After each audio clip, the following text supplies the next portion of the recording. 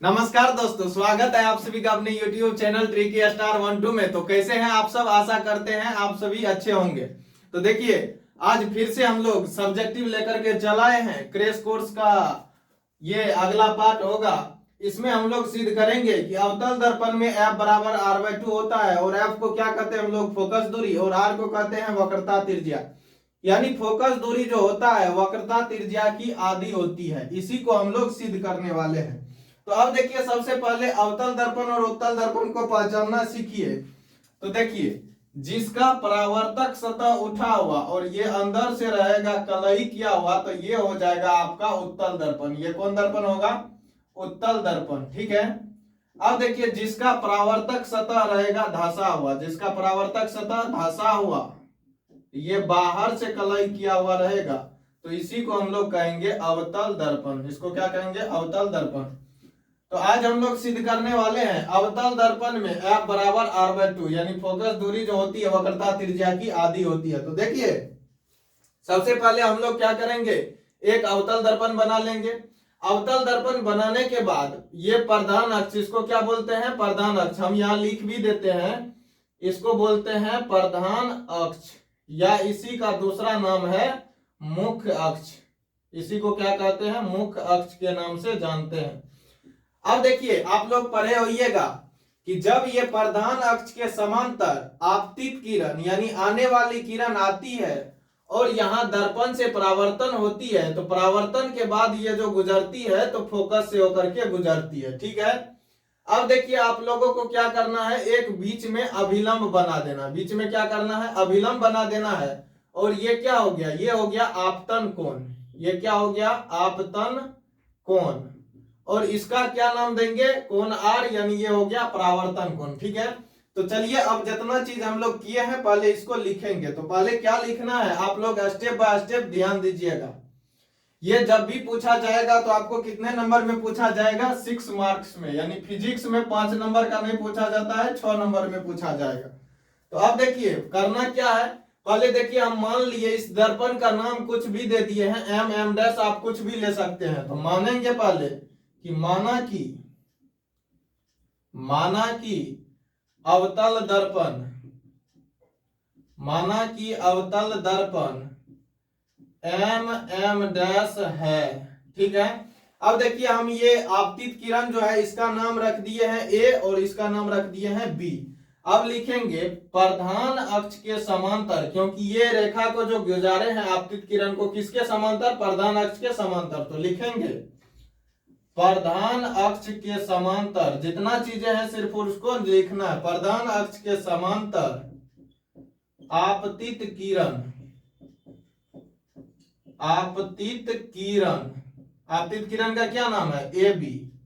ठीक है। आपतित किरण AB दर्पण से परावर्तन के बाद, दर्पण से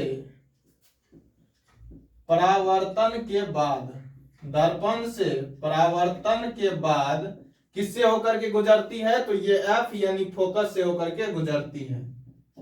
परावर्तन के बाद फोकस से होकर गुजरती है, फोकस से होकर गुजरती है। अब देखिए, इसके बाद क्या लिखना है?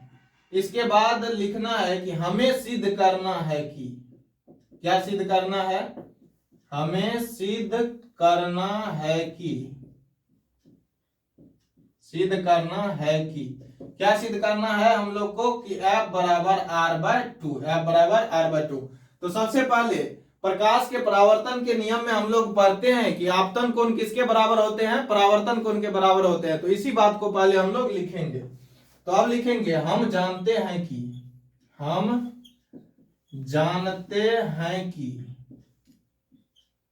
कोण I यानी आपतन कोण बराबर होता है किसके? कोण R के, यानी परावर्तन कोण के।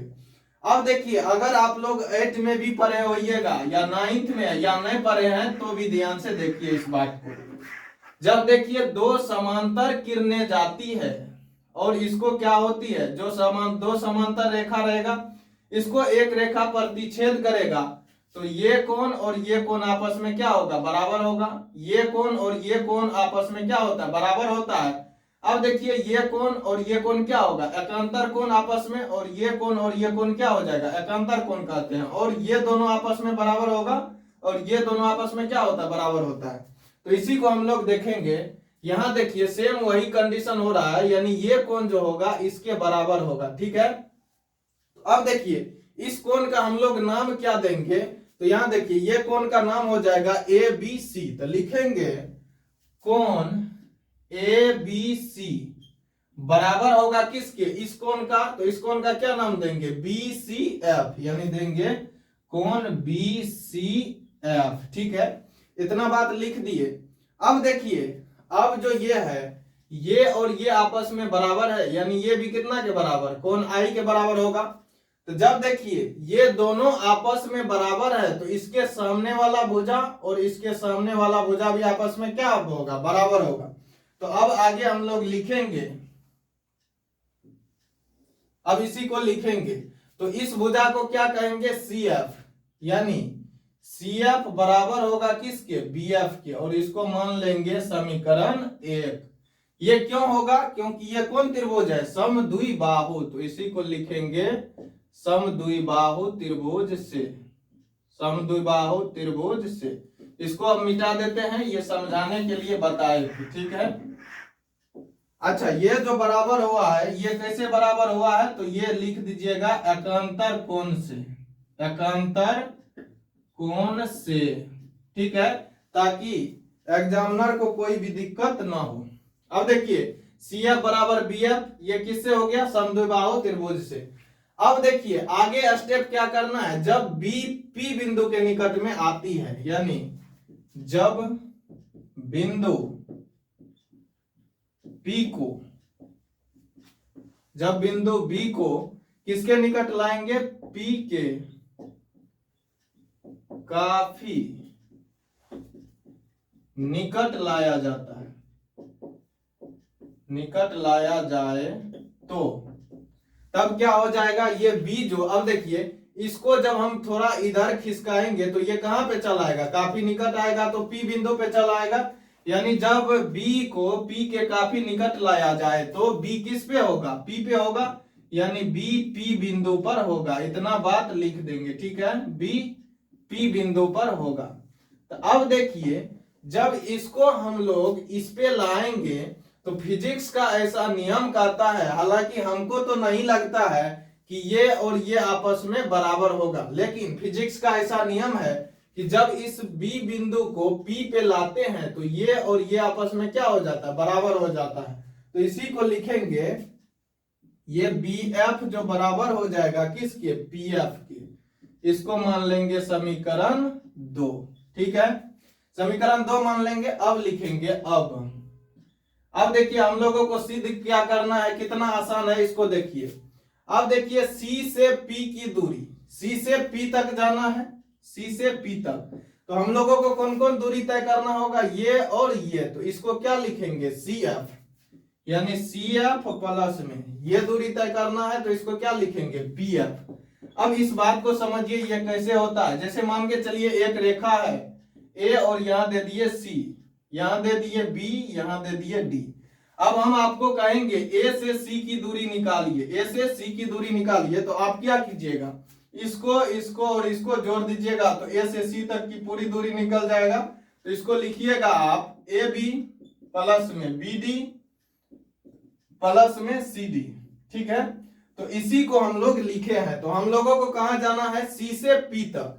तो सी से पी तक जाने के लिए सी से एफ तक जाना होगा, फिर ये दूरी तय करना होगा, यानी सी एफ प्लस में हो जाएगा पी एफ, ठीक है।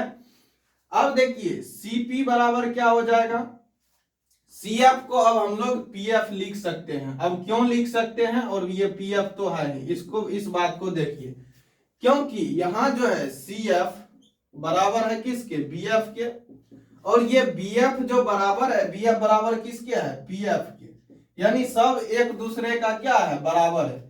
यानी सी एफ बराबर है बी एफ के और बी एफ बराबर है पी एफ के। तो सी एफ भी बराबर होगा किसके, पी एफ के। तो सी एफ के बदले में हम लोग पी एफ लिख सकते हैं। अब देखिए ये सी पी जो है, सी से पी की दूरी, यानी सी को क्या कहते हैं, वक्रता केंद्र, और पी को ध्रुव, यानी वक्रता केंद्र और ध्रुव के बीच की दूरी को कहते हैं वक्रता त्रिज्या। क्या कहते हैं, वक्रता त्रिज्या। और वक्रता त्रिज्या को सूचित करते हैं हम लोग आर से, तो इसके बदले हम क्या लिख देंगे, आर, और ये हो गया 2pf। ठीक है, अब देखिए r बराबर 2 तो लिख देंगे। अब pf है, यानी p से f की दूरी, इस दूरी को हम लोग कहते हैं फोकस दूरी। क्या कहते हैं, फोकस दूरी, और इसको स्मॉल f से डिनोट किया जाता है। तो यानी pf के बदले में हम लोग क्या लिख देंगे, f लिख देंगे, इसमें कोई दिक्कत नहीं है। तो आप लोग समझे आप कैसे लिखे, f यानी ये फोकस और ध्रुव के बीच की दूरी को क्या कहते हैं, फोकस दूरी कहते हैं, और फोकस दूरी को f से सूचित करते हैं। तो pf के बदले में क्या लिख देंगे, f लिख देंगे। अब देखिए इसको इस साइड लाइए, यानी 2 को इस साइड भेजिएगा, तो f बराबर क्या हो जाएगा, r/2। अब ध्यान से देखिए, हम लोगों को सिद्ध क्या करना था, यही ना, या कहे r बराबर 2f या कहे f बराबर r/2 सिद्ध करने के लिए, तो बस यहां तक हम लोगों को सोल्व कर देना है, और लास्ट में लिख देना है प्रूव्ड। लास्ट में क्या लिख देना है, प्रूव्ड, यानी प्रमाणित या कहे सत्यापित। इसको नहीं लिखना, ये समझाने के लिए किए थे। फिर से चलिए हम लोग अब समझते हैं इसको पूरा डिटेल से। देखिए पहले क्या करेंगे, हम लोग एक अवतल दर्पण बना लेंगे। ठीक है, अवतल दर्पण का कुछ नाम दे देंगे, एम या एम डैश, आपको जो मन हो वो नाम दे सकते हैं। अब देखिए एक प्रधान अक्ष खींचेंगे। प्रधान अक्ष यानी दर्पण के मध्य बिंदु को ध्रुव कहते हैं, और ध्रुव को किस चीज से दर्शाते हैं, पी से। इसको क्या कहते हैं, ध्रुव, और ध्रुव को हम दर्शाते हैं पी से। ठीक है, अब देखिए प्रधान अक्ष के समांतर जो है एक आपतित किरण गुजार देंगे। प्रधान अक्ष के समांतर कोई भी आपतित किरण आएगी तो वो दर्पण से परावर्तन के बाद फोकस से होकर के गुजर जाती है। ठीक है, इतना काम करने के बाद देखिए आपको काम करना क्या है, ये बीच से एक अभिलंब डाल देना है, बीच से अपने से अभिलंब डाल देना है। और ये बताइए, आप लोगों को हम इससे पिछले वीडियो में पढ़ाए थे, आपतित किरण और अभिलंब के बीच बने कोण को आपतन कोण कहते हैं, और परावर्तित किरण और अभिलंब के बीच बने कोण को परावर्तन कोण कहते हैं। ठीक है, अभी इसको हम लोग मिटा देते हैं। इतना बात समझ गए। दूसरी बात क्या समझना है, इसको आई लिख देंगे यानी आपतन कोण, और इसको आर लिख देंगे, यहां तक कोई दिक्कत नहीं है। तो पहले चलिए इतना बात को हम लोग लिखते हैं। तो उसी को हम लोग लिखे कि माना कि अवतल दर्पण, क्या माने हैं अवतल दर्पण को, m और m डैश, यानी अवतल दर्पण m और m डैश है। ठीक है, अब देखिए क्या किया हम लोग, प्रधान अक्ष के समांतर आपतित किरण का क्या नाम दे दिए हैं, AB, यानी प्रधान अक्ष के समांतर आपतित किरण AB क्या करते हैं, गुजारते हैं। तो दर्पण से परावर्तन के बाद वह कहां से होकर के गुजरती है, फोकस से होकर के गुजरती है। ठीक है, इतना बात लिखने के बाद अब देखिए हमको सिद्ध क्या करना है, f बराबर r/2 या कहे तो r बराबर 2f। तो अब लिखेंगे, हमें सिद्ध करना है कि f बराबर r/2। देखिए इसमें स्टेप वाइज मार्किंग होता है, अगर आप इतना तक लिख देते हैं तो आपको 2 नंबर मिल जाएगा। कितना नंबर मिल जाएगा, 2 नंबर। अब देखिए, अब हम लोग जानते हैं, क्या लिखेंगे, अब हम जानते हैं कि कोण आई बराबर कोण आर, यानी कि ये किसके नियम से जानते हैं, परावर्तन के नियम से। किसके नियम से, परावर्तन के नियम से, यानी प्रकाश के परावर्तन के नियम से जानते हैं कि आपतन कोण बराबर होते हैं किसके, परावर्तन कोण के। अब देखिए समझने वाली बात यह है कि ये अगर कोण आई माने हैं तो ये भी क्या होगा, आई होगा। क्यों होगा, इसको हम लोग चर्चा किए कि अगर मान के चलिए 2 समांतर रेखा जा रही है और कोई रेखा उसको प्रतिच्छेद करती है तो एकांतर कोण बराबर होते हैं। एकांतर कोण कहे तो ये कोण और ये कोण आपस में बराबर होंगे, और ये कोण और ये कोण आपस में बराबर होंगे। मान के चलिए अगर ये 20 डिग्री होगा तो ये भी आपका 20 डिग्री होगा। ठीक है, अगर ये 40 होगा, 40 ही होगा नहीं, ये 70 होगा, और ये कितना होगा, 70। यानी आपस में ये कोण और ये कोण बराबर होते हैं, ये कोण और ये कोण आपस में बराबर होते हैं। किस कोण से, तो एकांतर कोण से। इसी बात को हम लोग लिखेंगे, यानी ये कोण बराबर होगा किसके, इस कोण के। तो इस कोण का क्या नाम लिखेंगे, कोण ABC। तो उसी को लिखे, कोण ABC बराबर होगा इस कोण के। इस कोण का क्या नाम देंगे, BCF। तो इसी को लिखे हैं, कोण ABC बराबर होगा कोण BCF से। किस कोण से? तो एकांतर कोण से। ठीक है, अब अगला बातें देखिए, अगला बात क्या होगा, जब ये दोनों कोण बराबर है और ये बराबर है किसके? इसके, तो इसके आमने सामने वाला भुजा भी क्या होगा? बराबर होगा। तो अब देखिए, इसके सामने वाला भुजा कौन है? BF है, और कोण R के सामने वाला भुजा CF है। यानी BF जो बराबर होगा किसके? CF के। यानी CF बराबर हो जाएगा किसके? BF के। ये क्यों बराबर होगा? क्योंकि समद्विबाहु त्रिभुज है, यानी इसका दो भुजा क्या है? बराबर है। ठीक है, अब देखिए अगला करना क्या है, अगला स्टेप में ये बातें आपको याद रखना है कि बी बिंदु को कहां पे खिसका के लाएंगे? पी पे। यानी लिखेंगे जब बिंदु पी को यानी बी को पी के काफी निकट लाया जाए तो बी कहां पे? यानी बी को जब पी के काफी निकट लाया जाएगा तो बी बिंदु कहां पे चलाएगा? पी पे। तो बी बिंदु किस पे चलाएगा? पी पर होगा। ठीक है, इसी बात को हम लोग लिख दिए हैं। अब देखिए, जब इसको यहां से खिसका के यहां पे लाइएगा तो क्या होगा? ये लाइन इस पे आ जाएगा। इस लाइन का क्या नाम है? BF। यानी BF बराबर हो जाएगा किसके? PF के। तो यही लिखे हैं, BF बराबर होगा PF के। इसको मान लेना है समीकरण 2। ठीक है, अब देखिए हम लोगों को सिद्ध क्या करना था? F बराबर R/2। तो अब हम लोग बात करते हैं R की और F की। अब देखिए R किसे कहते हैं? यानी वक्रता त्रिज्या। तो याद रखिएगा, इसको क्या कहते हैं? वक्रता केंद्र। क्या कहते हैं? वक्रता केंद्र। ठीक है, और इसको कहते हैं ध्रुव। यानी वक्रता केंद्र से ध्रुव के बीच की दूरी को क्या कहते हैं? वक्रता त्रिज्या। क्या कहते हैं? वक्रता त्रिज्या। तो हम लोग को जाना कहाँ है? C से P तक। यानी लिखेंगे CP बराबर, तो CP बराबर C से P तक पहुंचने के लिए हमको एक रास्ता ये, यानी यहां से यहां की दूरी को क्या लिखेंगे? CF। तो इसको लिख दिए CF। अगला देखिए, यहां से यहां की दूरी क्या है? PF। यानी CF और PF बराबर होगा किसके? CP के। अब देखिए अगला काम क्या करना है? CP बराबर, यहां अब फिगर का काम खत्म हो गया। अब देखिए CF के बदले में PF देंगे। क्यों देंगे? क्योंकि CF देखिए बराबर है BF के। तो यही लिखे, CF बराबर है BF के। और दूसरा समीकरण में देखिए BF बराबर है किसके? PF के। यानी BF बराबर होगा PF के। यानी सभी एक दूसरे से आपस में क्या है? बराबर है। यानी CF बराबर है BF के, BF बराबर है PF के। अब मान के चलिए ये एक होगा तो ये भी एक, ये भी एक, क्योंकि सब आपस में क्या है? बराबर है।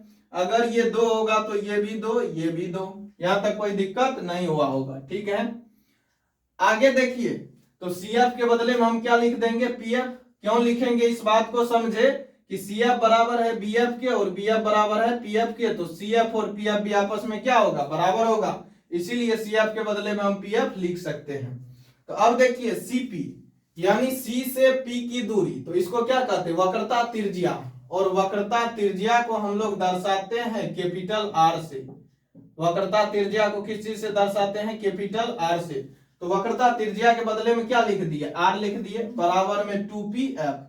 अब देखिए R बराबर 2PF है। क्या है? 2PF। यानी P से F की दूरी जो है ये है, यानी फोकस और ध्रुव के बीच की दूरी को कहते हैं फोकस दूरी। क्या कहते हैं? फोकस दूरी। और फोकस दूरी को स्मॉल f से दर्शाते हैं। तो यहाँ फोकस दूरी को क्या दर्शा देंगे? f से। यानी अब देखिए इस 2 को इस साइड भेजिएगा तो f बराबर क्या हो जाएगा? R/2। यही तो सिद्ध करना था आप लोगों को। तो आशा करते हैं आप लोगों को समझ में आ गया होगा। अब आप क्या कीजिए, कॉपी कलम निकालिए और इसको 2 से 3 बार बना लीजिए। आराम से 6 मार्क आपको मिलेगा ही मिलेगा। ठीक है, और जब भी पूछा जाएगा ये कितने नंबर का मिलेगा? 6 नंबर का। तो अगर आप 6 नंबर पाना चाहते हैं फ्री में तो आराम से आप बनाइए। अब देखिए इसमें स्टेप वाइज मार्किंग कैसे होगा। इतना लिखिएगा 2 नंबर मिलेगा। अगर आप इतना तक लिख देते हैं तो 3 नंबर मिलेगा। ठीक है, अगर इतना कर देते हैं तो आपको कितना नंबर? 4 नंबर तक कंप्लीट हो गया। इतना लिख दीजिएगा तो। और जब यहां से इतना प्रोसेस कर देते हैं तो टोटल कितना नंबर? यानी 6 नंबर कंप्लीट हो जाएगा। क्योंकि बिहार बोर्ड में जो अब है, अब स्टेप वाइज मार्किंग होने लगा है। ठीक है, आशा करते हैं आप लोग समझ गए होइएगा। तो जम के एक बार क्या करना है, अपने दोस्तों में शेयर कर देना है। ठीक है, लाइक कर देना है और एक सब्सक्राइब कर देना है अगर नहीं किया है तो ठीक है, मिलते हैं फिर अगले वीडियो में। तब तक के लिए जय हिंद।